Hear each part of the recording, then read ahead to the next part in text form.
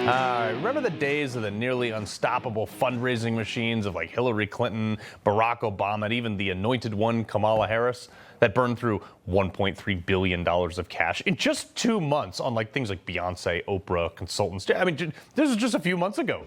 The DNC is not only still $20 million in debt, but apparently almost flat out broke. The Washington Examiner, quoting, federal records showed the DNC's cash reserves shrank by $4 million from January to April compared to the Republican National Committee's coffers, which grew by about $29 million over the same period. The DNC entered May with $18 million. Keep in mind they have $20 million in debt, while the RNC entered with $67.4 million. Well, who here would like to know why? Right now, we're leaderless, we're messageless, we're agendaless. The entire party, and when I say the entire party, I mean not just the leadership, but the rank and file, is dazed, confused.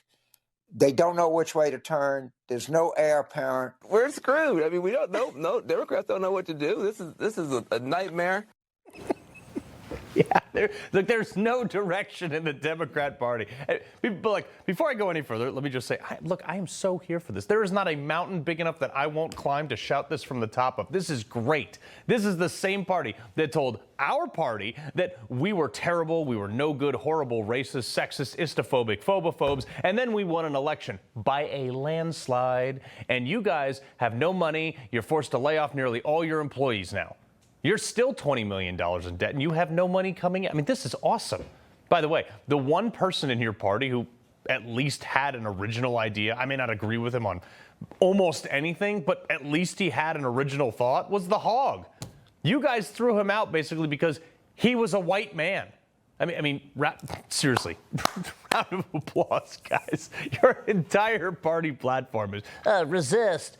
And folks, I know most of you watching this are also cheering this on, but this party destruction couldn't come fast enough. But because it's Friday and I kind of just like want to have a good time, maybe take a little victory lap. I want to go into the weekend with something to celebrate. So we're writing this morning. I was like, yeah, this seems great. The Democrat Party, no direction whatsoever. You have people protesting over here about abortion, people protesting over there about immigration, people lighting Teslas on fire because they don't like cutting waste, fraud, and abuse. You got a bunch of people just wandering around and have no idea why they're there, just getting paid to show up.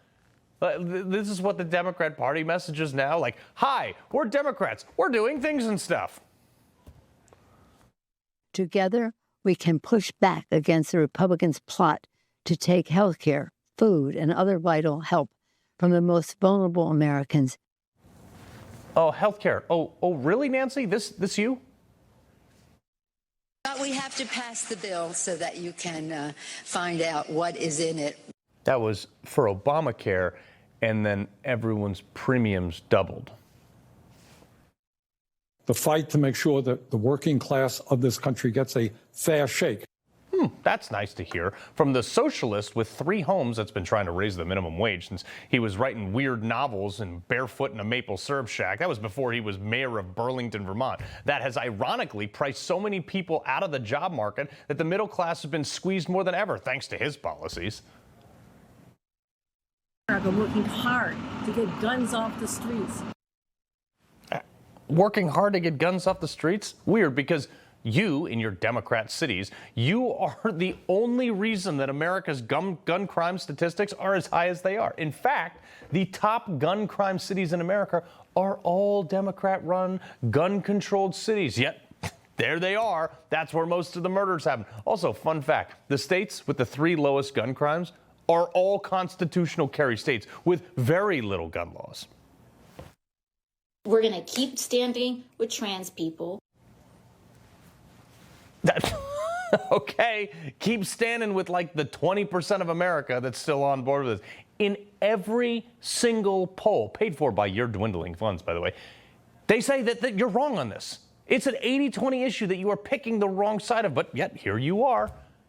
I mean, you could see why people might be questioning their donations right now. Maybe, I don't know.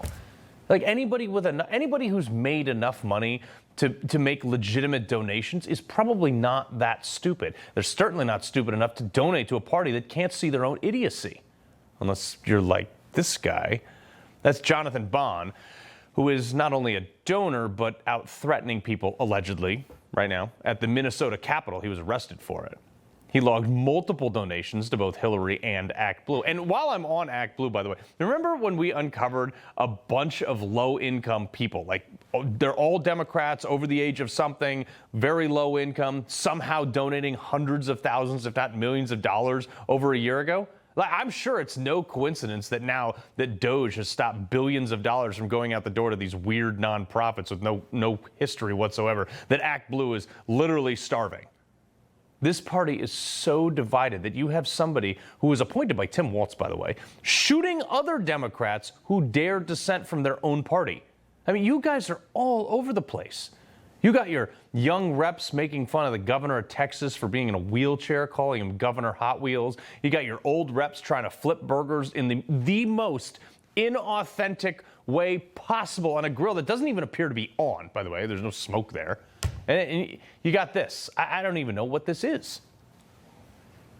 And if y'all don't mind, I'm going to just strum a little bit. Please don't hold it against me.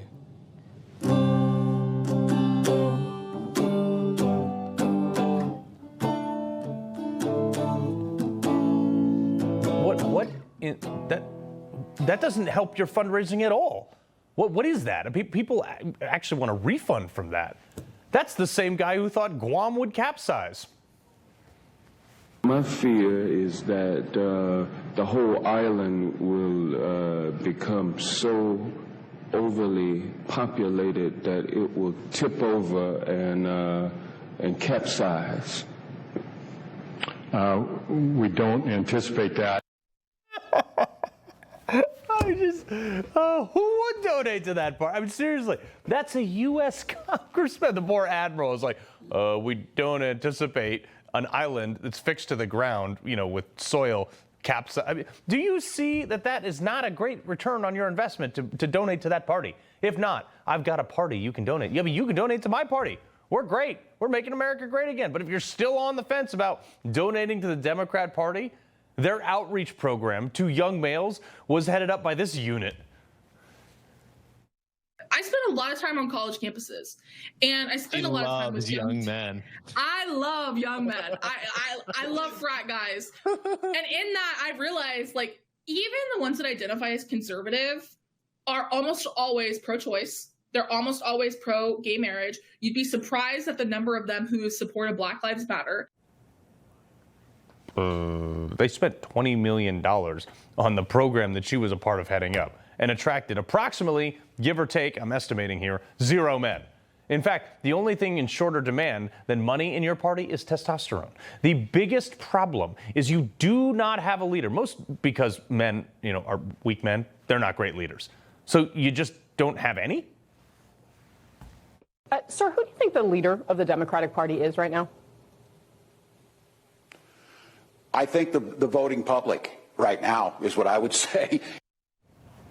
Unbelievable. Look, if I was the former vice presidential candidate for my party, and I was asked by, a member of the media, hey, who's your leader? I would say it's me. Oh, come on. Just own something. I mean, that's what Jasmine Crockett's doing. That's why we hear her and AOC actually flying around on private jets. The only ones doing any events that garner any attention whatsoever. The Democrat Party is a perfect example of the social justice monster eating itself. That's the model for the country if they were in charge. They encourage so much resistance and so much hate and so much dissent that their internal special interest group just all started fighting each other in the wake of anointing the worst presidential candidate in the history, period. I mean, she was the worst nominee this country has probably ever seen.